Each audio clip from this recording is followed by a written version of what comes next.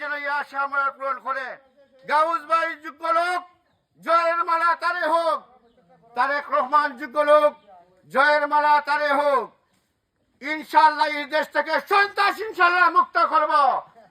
এখন বর্তমানে এই দেশ থেকে বর্তমানে পালিয়ে ইন্ডিয়ার বলে গেছেন, দিল্লি গিয়া দিল্লি খাইতেছে। আমরা জনগণকে হাবুডুবু খাওয়াচ্ছে। এই সবাই এগিয়ে আসি, আমরা দেশ বাঁচান।